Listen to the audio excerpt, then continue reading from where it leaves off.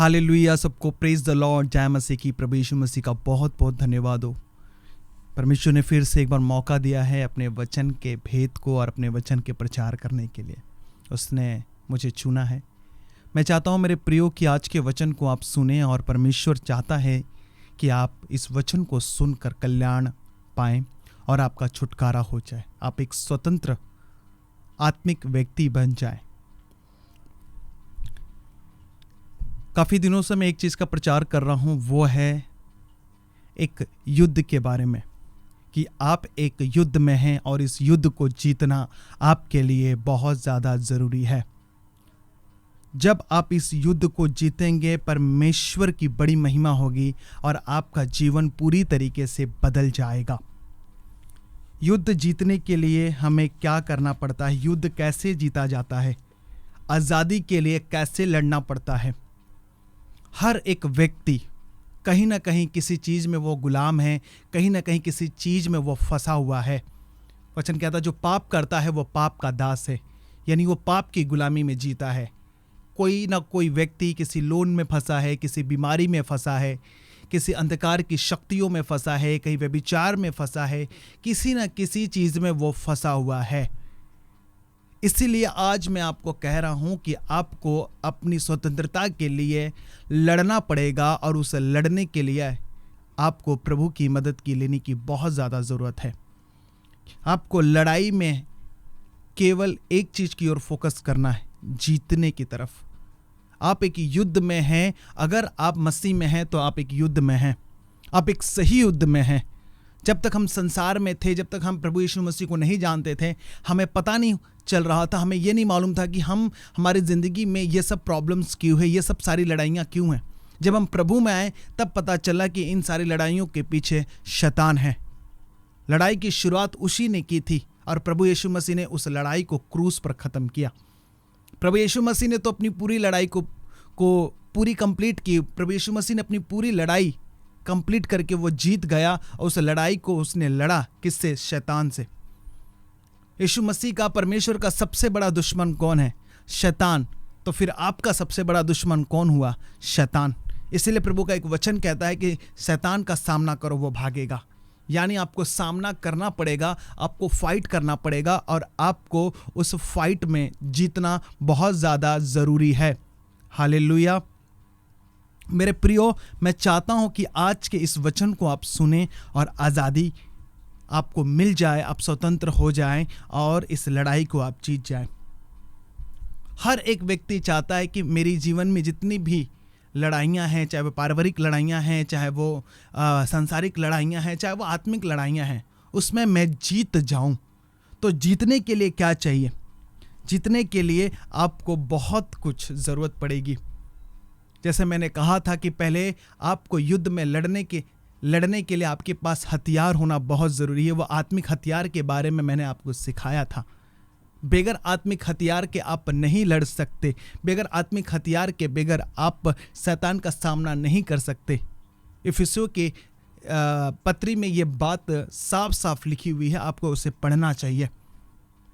इफिसियों में बताया गया है कि हमें विश्वास की ढाल लेना है, वचन का तलवार लेना है, सुसमाचार के जूते लेना है, उद्धार का टोप लेना है, धार्मिकता का झिलम। ये सब आत्मा में प्रार्थना, वचन, सब कुछ ज़रूरत है हमें।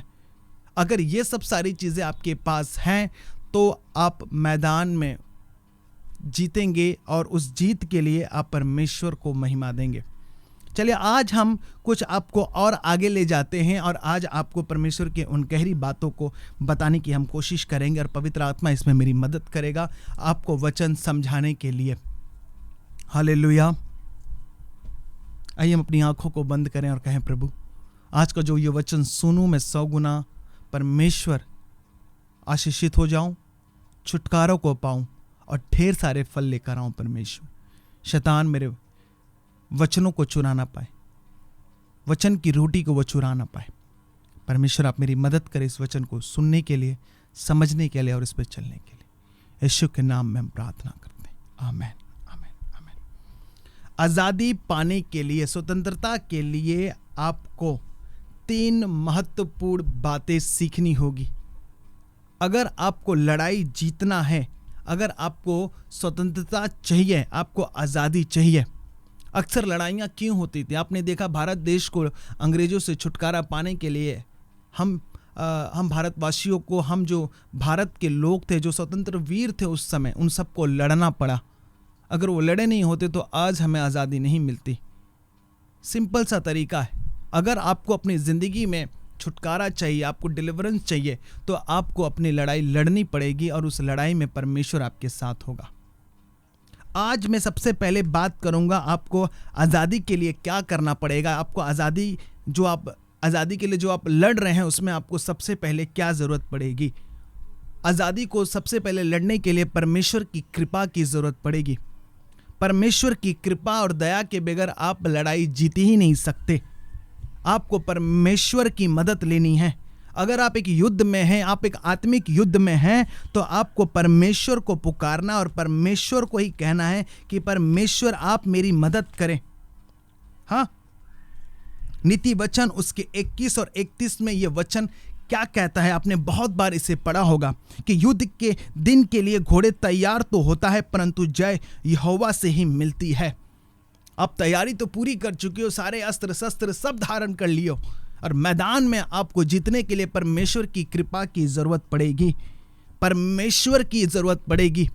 सबसे पहले यही बात आपको सीखनी है। आपकी जिंदगी की हर एक लड़ाई में जीत के लिए परमेश्वर की जरूरत पड़ेगी। उसके बगैर आप लड़ाई जीत नहीं सकते।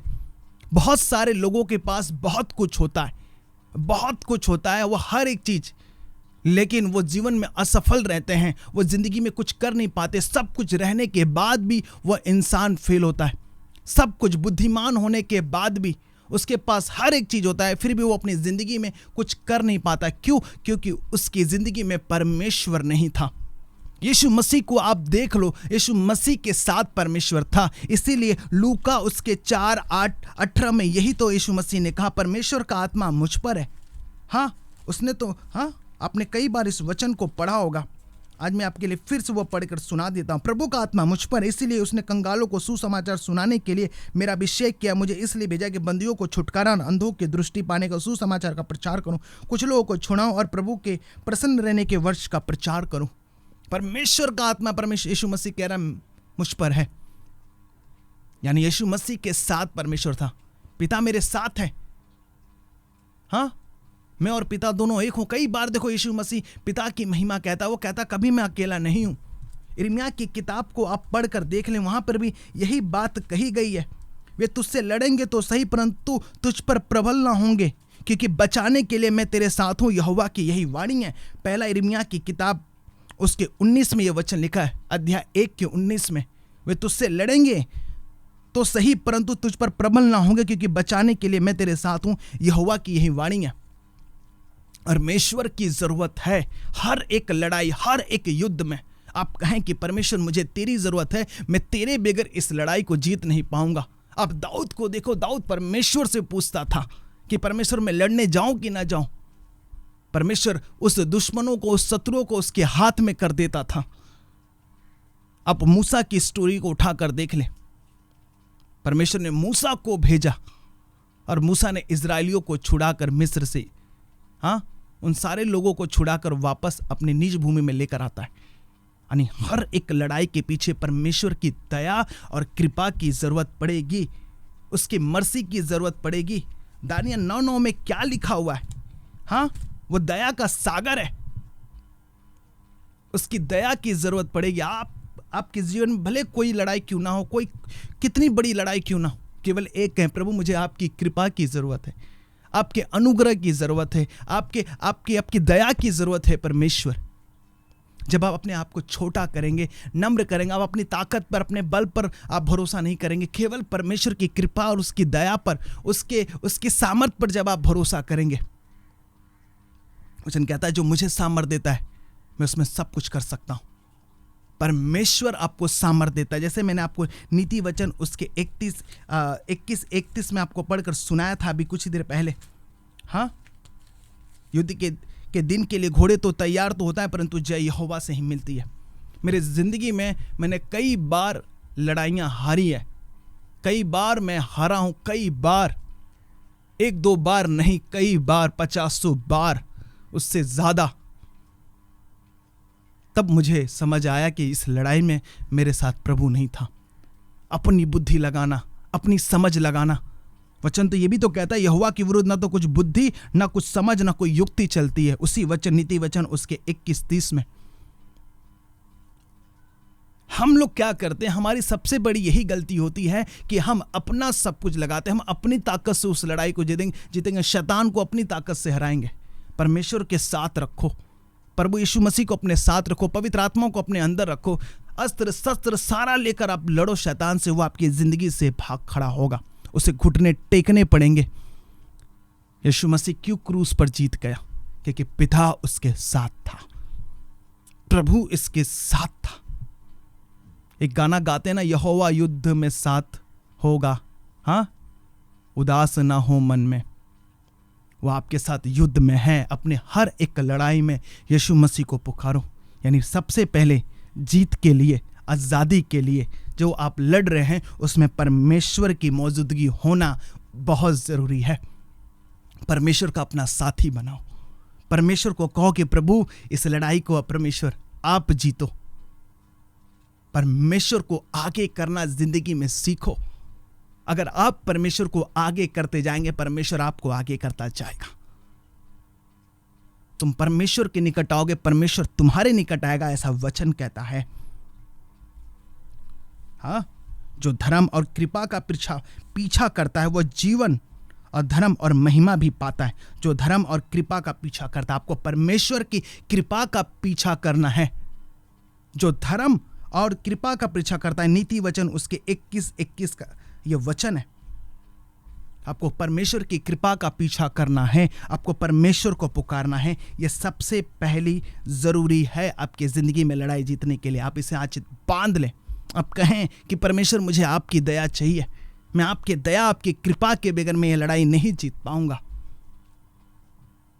इजराइल के ऐसे निकल आए थे मिस्र से? नहीं, परमेश्वर की कृपा ने, परमेश्वर की वाचा ने, परमेश्वर की दया ने उन्हें निकाला। पाप से अगर बाहर आना चाहते हो, अगर आप हार रहे हो, आपके साथ बार बार वे विचार हो रहा, बार बार किसी गंदी आदतों में फंस रहे हो, बार बार कहीं ऐसा लगता है कि मैं परमेश्वर को दुखी कर रहा हूं, तो आपको परमेश्वर को कहना है कि प्रभु मुझे तेरी दया चाहिए, तेरी कृपा चाहिए, तेरा अनुग्रह चाहिए। परमेश्वर मैं इस चीज से बाहर आना चाहता हूं, ये लड़ाई में जीतना चाहता हूं। हर एक व्यक्ति किसी न किसी लड़ाई में फंसा हुआ है। कोई आज लोन में फंसा हुआ है, कोई अपनी आत्मिक जिंदगी में आज वो कमजोर हो चुका, वो फंसा, अपनी आत्मिक जिंदगी को ठीक करना चाहते हैं, लेकिन वो ठीक नहीं होता। उससे सोचते हैं कि 2 दिन हमने बाइबल पढ़ ली तो हमारी आत्मिक जिंदगी ठीक हो गई, 2 दिन हमने प्रार्थना कर लिया, हमारी आत्मिक जिंदगी ठीक हो गया। आपको रोज लड़ना, एवरीडे। प्रभु का एक दास कहता है, मैं अपने शरीर को रोज उसे क्या करता हूं, कूटता हूं, मारता हूं, उसको वश में लाता हूं। हर एक दिन आपकी लड़ाई है। अगर परमेश्वर ने आज आपको गवाही दे दिया है तो आपको वापस कल फिर से एक दूसरे गवाही के लिए लड़ना पड़ेगा। आपको कभी भी अपनी आत्मिक जिंदगी में, मसीह जिंदगी में आपको कभी भी संतुष्ट नहीं होना है। नहीं बस अब मैं संतुष्ट हो चुका हूं, नहीं, नेवर। आपको रोज परमेश्वर कहना, परमेश्वर मैं प्यासा हूं, मैं प्यासा हूं, मुझे तेरी भूख है। एवरीडे आपको यह कहना है। उसकी कृपा आप पर बढ़ती जाएगी, उसकी भलाई आपके ऊपर बढ़ती जाएगी। मेरे प्रियो, यही परमेश्वर की दया है, यही परमेश्वर की कृपा है। हाँ, आपको परमेश्वर को पुकारना है। वचन कहता है, वह तुझको हाथों, वचन कहता है कि तू सिंह और नाग को कुचलेगा और तू जवान सिंह और अजगर को लताड़ेगा। उसने जो मुझसे स्नेह किया, इसलिए मैं उसको छुड़ाऊंगा, मैं उसे ऊंचे स्थान पर रखूंगा, क्योंकि उसने मेरे नाम को जान लिया है। जब वो मुझे पुकारे तब मैं सुनूंगा और संकट में मैं उसके संग रहूंगा। मैं उसे बचाकर उसकी महिमा को बढ़ाऊंगा। मैं उसको दीर्घ आयु से तृप्त करूंगा और अपने किए हुए उद्धार का दर्शन दिखाऊंगा। भजन संहिता उसके 91 में 13, 14, 15 और 16। भजन संहिता उसके 91 में 13, 14, 15, 16। मैं उसे क्या करूंगा? बचाकर उसकी महिमा को बढ़ाऊंगा। सांप को लताड़ोगे तुम सिंह और नाग को कुचलोगे, तुम सिंह और नाग को कुचलोगे, जवान सिंह और अजगर को लताड़ोगे। कैसे? परमेश्वर के साथ रहते हुए। क्या आज तुम्हारे साथ परमेश्वर है?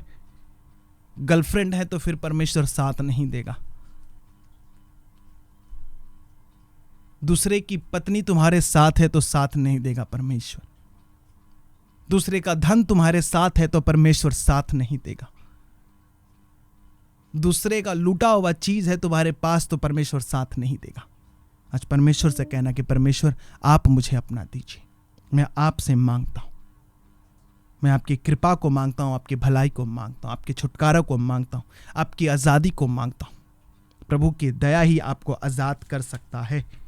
दाऊद तो यही कहता है भजन संहिता उसके 51 में, अपनी बड़ी दया के अनुसार मेरे अपराधों को मिटा दे, हाँ मुझे भली भांति धोकर मेरा अधर्म दूर कर, मेरे पापों को छुड़ाकर मुझे शुद्ध कर। वो तो यही कहता है अपनी बड़ी दया के अनुसार। आपको प्रभु की दया की जरूरत है। अगर आप पाप से छुटकारा, पाप से आज़ादी पाना चाहते हैं, आपकी गलतियां जो बार बार होती है उसमें प्रभु की दया की जरूरत है, पहला। और दूसरा, अगर आपको अपनी लड़ाई को जीतना है, अगर आप अपनी ज़िंदगी में जीत देखना चाहते हैं, आप उस युद्ध को जीतना चाहते हैं, तो आपको कलीसिया की प्रार्थना में भागीदार होना, कलीसिया की प्रार्थना आपको बहुत ज़्यादा ज़रूरत है। हालेलुया। बहुत सारे ऐसे लोग हैं वो सोचते हैं कि हमें कलीसिया की क्या ज़रूरत है, संगति की क्या ज़रूरत है, हमें चर्च की क्या ज़रूरत है। कलीसिया की प्रार्थना भी आपको छुड़ा सकता है। कलीसिया की प्रार्थना परमेश्वर सुनता है, और परमेश्वर, बाइबल का वचन कहता है कि वहाँ जब वो मुझे को पुकारे तब मैं उसकी सुनूंगा, संकट में मैं उसके संग्रह में उसको बचाकर उसकी महिमा को बढ़ाऊंगा। परमेश्वर कलीसिया के भी प्रार्थना सुनता है।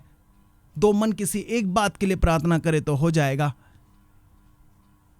एक सामर्थी कलीसिया की प्रार्थना को भी प्रभु क्या करता है, सुनता है। एक उनकी छोटी सी भी प्रार्थना को भी परमेश्वर सुनता है, और आपकी जिंदगी में क्या करता है, परमेश्वर बड़ा काम करता है और आपको छुटकारा देता है। आपको कभी भी कलीसिया को इग्नोर नहीं करना, कभी भी कलीसिया को नजरअंदाज नहीं करना है। मैं आपके लिए एक स्टोरी पढ़ूंगा और आपको शायद ये बात समझ में आ जाएगी। और प्रेरितों के काम उसके 12:1 में, आप इस पतरस की कहानी को आपने कई बार पढ़ा होगा। क्या हुआ था पतरस की कहानी में, पतरस के जीवन में क्या हुआ था, प्रेरितों के जितने लोग थे उनके जीवन में क्या हुआ था। हाँ, बाइबल बताती है कि उस समय हेरोदेस राजा ने कलीसिया के कई व्यक्तियों को सताने के लिए उन पर हाथ डाले थे। उसने यूहन्ना के भाई याकूब को तलवार से मरवा डाला। जब उसने देखा कि यहूदी लोग इससे आनंदित होते हैं तो उसने पतरस को भी पकड़ लिया, और वे दिन अख़मीरी रोटी के दिन थे। उसने उसे पकड़ के बंदी गृह में डाला और चार सिपाहियों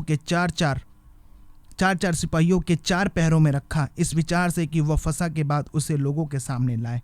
बंदरगाह में पतरस बंद था, परंतु कलीसिया उसके लिए लौ लगाकर परमेश्वर से प्रार्थना कर रही थी। और फिर बाइबल में क्या लिखा हुआ है, जब हेरोदेस उसे लोगों के सामने लाने को था, उसी समय पतरस जब हेरोदेस उसे लोगों के सामने लाने को था, उसी रात पतरस 2 जंजीरों में बंधा हुआ 2 सिपाहियों के बीच में सो रहा था, और पहरुए द्वार पर बंदीगृह की रखवाली कर रहे थे। तो देखो, प्रभु का एक स्वर्गदूत आ खड़ा हुआ, और उस कोठरी में ज्योति चमकी, और उसने पतरस की पसली पर हाथ मारकर उसे जगाया और कहा, उठ जल्दी कर। और उसके हाथों से जंजीरें खूल कर गिर पड़ी।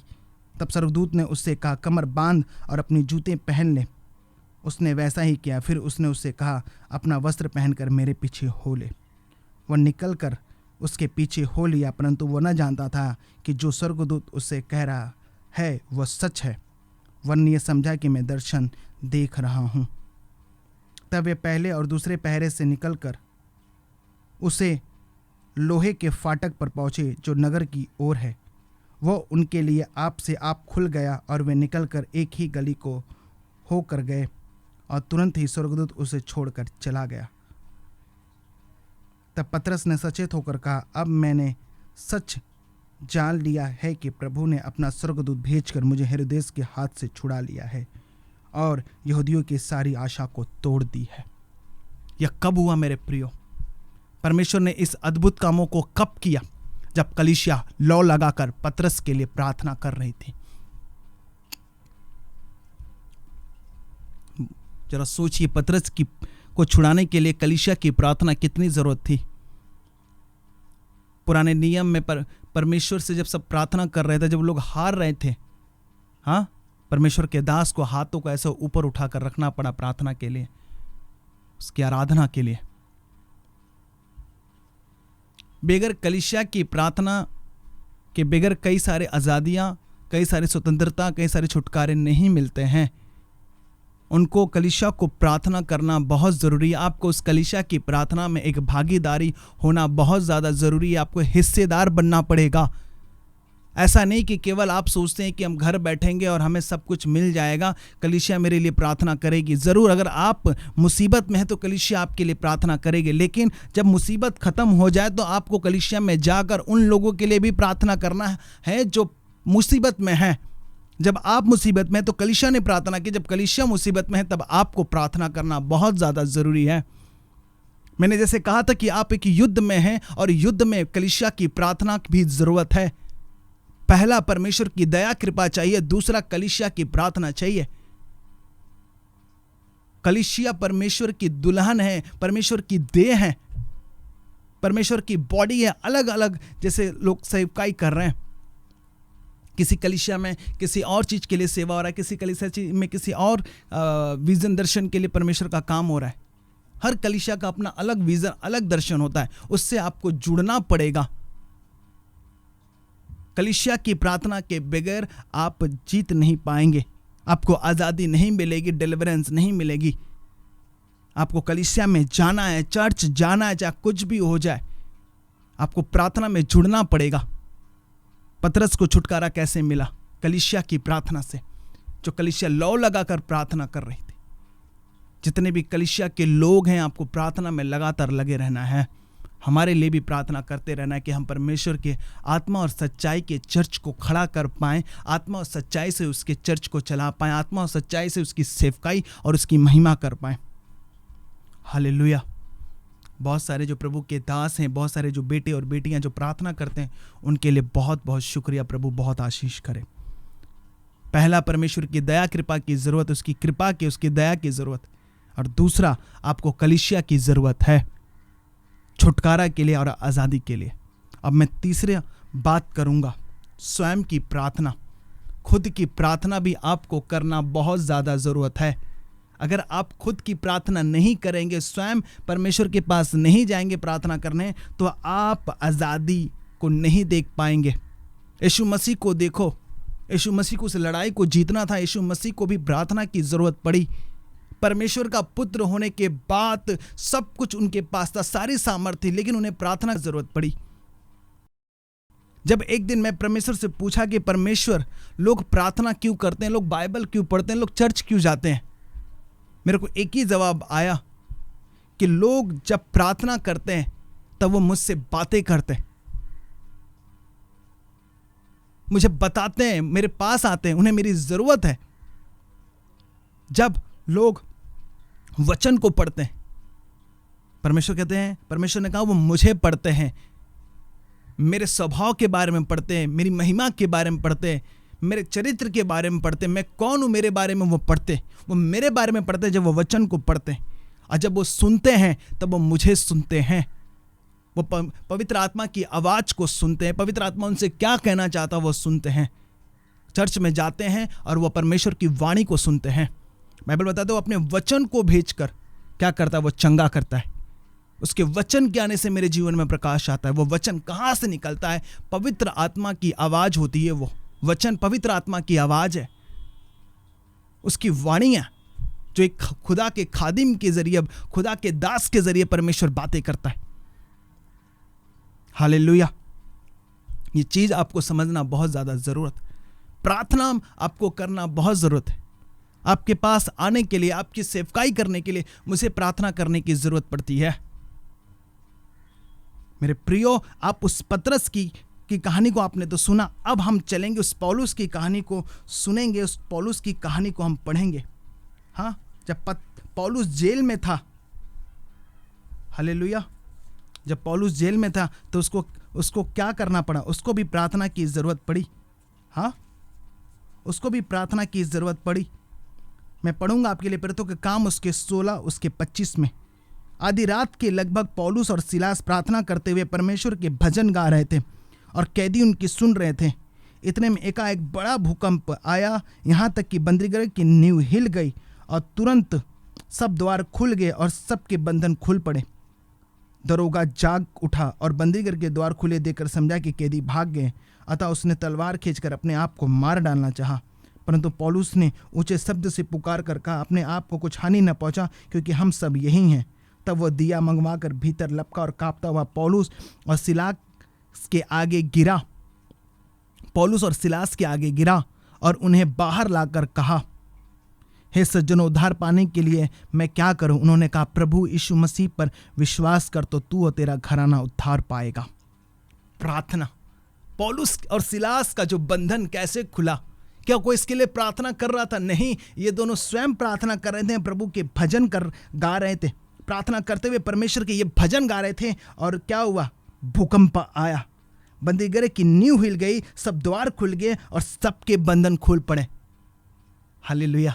इसीलिए पौलुस आगे कहता है कि तू यीशु मसीह पर विश्वास करते तेरा घराना उद्धार पाएगा। जब आप प्रार्थना करेंगे तो जैसे पौलुस का एक सबसे बड़ा एग्जाम्पल, सिलास का एक सबसे बड़ा एग्जाम्पल कि सारे लोगों के बंधने खुल गए, पूरी नींव हिल गई। जब आप प्रार्थना करेंगे इस वचन को परमेश्वर आपकी जिंदगी में पूरा करेगा कि प्रभु यीशु मसीह पर विश्वास करो तो तेरा घराना उद्धार, यानी तेरे घराने का भी बंधने खुल जाएंगे। आपको भी प्रार्थना करने की जरूरत है। एक बैंड ने, बहुत पहले की बात बता रहा हूं, बहुत बार मैंने सुना है और कई बार उसकी स्टोरी को सुना है। एक वो पास्टर के पास गई और पास्टर को कहा, पास्टर जी ये पैसे ले लो, आप मेरे लिए प्रार्थना करो, आप मेरे लिए उपवास करो। कई सारे लोग ऐसे होते हैं कि वो स्वयं तो नहीं करते लेकिन फॉरवर्ड कर देते, जैसे हम लोग व्हाट्सएप पे मैसेज फॉरवर्ड कर देते हैं। हालेलुया। जैसे हम लोग कभी कभी कपड़े तो लाते, पहनते नहीं, लेकिन आगे वो कपड़े को क्या कर देते, हम लोग फॉरवर्ड कर देते, भाई तू पहन लेना, मैं नहीं पहनूंगा। आपकी स्वयं की भी प्रार्थना करना बहुत ज़्यादा ज़रूरत है। जब आप स्वयं प्रार्थना करेंगे तब परमेश्वर आपकी ज़िंदगी में क्या करेगा? वो बड़े कामों को करेगा, आपको आज़ाद करेगा। प्रार्थना क्या करता है? परमेश्वर से बातें करते हो, आपको वो ट्यून करता है, आपको आत्मिकता में वो आपको बढ़ाता है। मैं एक कहानी पढ़ रहा था साधु सुंदर सिंह की। वो एक कमरे की डिमांड करते, एक जगह वो जाते हैं और कहते हैं कि मुझे कमरा चाहिए। वो कहा कि मुझे एक रूम चाहिए। वो कहीं पर गए हुए थे प्रचार करने के लिए और उनके साथ एक और जन थे। उनको लगा कि ये देखो ये बहुत बड़े ऐसे, बहुत सारे उनके मन में गलत विचारे आ रहे थे कि देखो कितने बड़े ऐसे वैसे घमंडी, इनको ऐसा चाहिए, बड़ा आराम की जगह खोज रहे हैं। और रूम चाहिए था, काफ़ी उसमें सारी चीज़ें थी। तो वो साधु सुंदर सिंह वहाँ पर गए और बैठकर पूरी रात वो प्रार्थना करते रहे। और ये उठा, उन्होंने देखा कि ये है नहीं, ये कहाँ गए? और पता चला कि वो वहाँ पर जो उनके साथ में थे, देखा कि वो प्रार्थना कर रहे थे। हम भी परमेश्वर से रोज वादा करते हैं, हम सब, लेकिन हमारा वादा 2 दिन 3 दिन 4 दिन चलता है और फिर हम लोग अपने वादे को क्या करते, पीछे खींच लेते हैं, हम भूल जाते हैं। कभी कभी हम भी चिपका देते हैं दरवाजे के, प्रभु मैं रोज प्रार्थना करूंगा, प्रभु मैं ये करूंगा, लेकिन वो वादा हम कभी कभी पूरा नहीं कर पाते। ये होता है, ये सबके साथ होता है, लेकिन हमें परमेश्वर की पवित्र आत्मा की मदद लेनी है।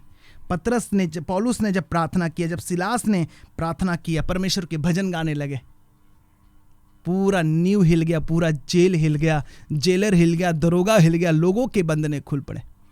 अगर आप अपने लाइफ में जीतना चाहते हैं, छुटकारा पाना चाहते हैं, एक स्वयं की और पूरे परिवार की, पौलुस और सिलास किसके लिए प्रार्थना कर रहे? वो खुद के छूटने के लिए प्रार्थना कर रहे थे, भजन गा रहे थे। उनके ऊपर परमेश्वर का विजन और दर्शन था। वो परमेश्वर के विजन और दर्शन में थे, वो परमेश्वर की एक सेवकाई के नीचे थे। उस जर्नी को पूरा करना, उस अपने बुलाहट को पूरा करना था। अगर आप मसीह में हैं तो आपको प्रार्थना करना बहुत ज्यादा बेशक जरूरी है। तुम खुद के लिए प्रार्थना नहीं करते तो कलीसिया के लिए क्या प्रार्थना करोगे? औरों के लिए क्या प्रार्थना करोगे? और कहोगे कि प्रभु मुझे जीतना है। दानियल देखो वो कैसी प्रार्थना करता था। हाँ, दाऊद देखो वो कैसी प्रार्थना करता था। आज हम लोग इतना व्यस्त हो जाएंगे कि हम सबको आज प्रार्थना करने का वक्त नहीं मिलता। हाँ, मोबाइल लेते हैं 8 बजे और रात को 2 बज जाता है, अब फिर नींद आने लगता है और सो जाते हैं। ये हम सब की कहानी है। क्या करे, संसार के शैतान ने ऐसा लोगों को गुलाम बना रखा है। आने वाले दिनों में केवल लोगों को टेक्नोलॉजी दिखेगी और कुछ नहीं दिखेगी। आने वाले दिनों में इसकी शुरुआत हो चुकी है। हाँ, एआई के जरिए आजकल प्रचार हो रहा है। एआई के जरिए आजकल लोग वाणी सुन रहे हैं, प्रभु के वचन को सुन रहे हैं। आने वाले दिनों में चर्च में आपको रोबोट दिखेंगे। रोबोट, पास्टर तो नहीं दिखेंगे, लेकिन रोबोट जरूर दिखेंगे आपको। और वो रोबोट कहेगा कि मेरे अंदर पवित्र आत्मा रहता है, और आप उसकी सुनने के लिए जाएंगे। ये होगा आने वाले दिनों में। धीरे धीरे अब टेक्नोलॉजी, साइंस अपना कब्जा कर रहा है। अब आपको प्रभु में बढ़ना बहुत ज़्यादा ज़रूरत है। अभी भी समय है आपको प्रार्थना करने का। आप जाइए, प्रार्थना करें। खुद बैठकर खुद की प्रार्थना खुदा सुनेगा। जब आप खुद की प्रार्थना करना शुरू करेंगे, स्वयं बैठेंगे, खुदा रास्ते को खोलेगा। तो मुझसे प्रार्थना कर, विश्वास में। हाँ, विश्वास की प्रार्थना। आपकी इच्छा होना चाहिए कि नहीं, मुझे आज प्रेयर करनी है, आज प्रभु मुझसे बातें करना चाहता हूं। आपको इसे पुश करने की जरूरत ना पड़े। कभी कभी हमें पुश करने की जरूरत तो पड़ती है, मेरे प्रिय, हमें एक आदत सी बनाना है कि नहीं, प्रभु से प्रार्थना करना है। मैंने आदत बनाई है, मैंने शुरुआत की है, आपको भी शुरुआत करना है। बगैर प्रार्थना से कोई भी लड़ाई नहीं जीत पाएंगे। इसीलिए तो इफिसियों की कलीसिया में तो यही कहा गया है, अध्याय उसके 6 में। हाँ, यही तो कहा गया है, हर समय और हर प्रकार से आत्मा में प्रार्थना और विनती करते रहो। इसीलिए जागते रहो कि सब पवित्र लोगों के लिए लगातार विनती किया करो। और मेरे लिए भी कि मुझे बोलने के समय ऐसा प्रबल वचन दिया जाए कि मैं साहस के साथ सुसमाचार का भेद बता सकूं। क्या लिखा है? हर समय हर प्रकार से आत्मा में प्रार्थना। नहीं आज हमारी प्रार्थना, और हम जीत के लिए दौड़ रहे हैं, जीत मांग रहे, प्रभु जीत दे। परमेश्वर जीत तो देगा, मुझे विश्वास है, लेकिन आपको प्रभु से आत्मा में प्रार्थना करना पड़ेगा। ये 3 सबसे बहुत बेसिक चीजें मैंने आपको बताई है जो युद्ध को जीतने के लिए जरूरत है। स्वतंत्रता पाने का ये 3 सबसे बड़ा नींव है, उसकी फाउंडेशन है। पहला, परमेश्वर का दया, उसकी कृपा, उसका साथ बहुत होना जरूरी है। दूसरा, कलीसिया की प्रार्थना। आपका कनेक्शन कलीसिया से बहुत ज्यादा होना चाहिए। हर संडे आपको प्रभु के पास, हर शुक्रवार आपको उपवास प्रार्थना में, और जो भी आपको वक्त मिले, जब भी आपका समय हो, आपको प्रभु के लिए भागना है। तुम उसके धर्म और राज्य की खोज करो, सब कुछ तुम्हारे पीछे आएगा। हालेलुया। और तीसरा है स्वयं प्रार्थना में बैठना, स्वयं प्रार्थना करना, स्वयं अपनी इच्छा को प्रभु की ओर खींचना। आत्मा शरीर का विरोध तो करता है, क्या आप परमेश्वर का विरोध कर रहे हो? नहीं ना। तो क्यों नहीं आप प्रार्थना शुरू करें आज से। आज प्रभु से कहें कि प्रभु मैं वापस प्रार्थना करूंगा, आत्मा जीवन, अपनी आत्मिक जिंदगी को सही करूंगा और उसे सेट करूंगा। जब आप ऐसा करेंगे, परमेश्वर रास्ते को खोलेगा और आपकी जिंदगी में एक छुटकारा और एक डिलीवरेंस को परमेश्वर देगा। शैतान को आप ही के पैर के द्वारा वो कुचलवाएगा, उस नाग को, उस सिंह को कुचलेगा, उस अजगर को परमेश्वर लताड़ेगा। यीशु मसीह को देख लो, वो कैसे प्रार्थना कर रहा था। आपको पौलुस को दिखा दिया मैंने, स्वयं प्रार्थना कर रहे थे पौलुस और सिलास, और उनकी बेड़ियां खुल गई। अगर आप अपनी जिंदगी में कुछ चीज हिलाना चाहते हो, भूकंप लाना चाहते हो, डिलीवरेंस पाना चाहते हो, छुटकारा पाना चाहते हो, फ्रीडम पाना चाहते हो, तो आपको स्वयं की प्रार्थना की जरूरत है। जब मैं स्वयं प्रार्थना करता हूं, परमेश्वर कुछ न कुछ जरूर बदलाव करता है। ये मैंने देखा है अपनी जिंदगी में, ये बदलाव को मैंने देखा है। जब आप प्रार्थना करेंगे, God will open the door for you, God will open the door for you. परमेश्वर आपके लिए रास्ते को खोलेगा, आपके हर बेड़ियों को वो खोल देगा। तो आज से ये ठान लें कि मुझे प्रार्थना करना है, मुझे कलीसिया की प्रार्थना की भी ज़रूरत है, और मुझे प्रभु के साथ की भी ज़रूरत है। जहाँ कहीं पवित्र आत्मा है वहाँ आज़ादी है। पवित्र आत्मा आएगा कैसे? जब आप प्रार्थना में बैठेंगे।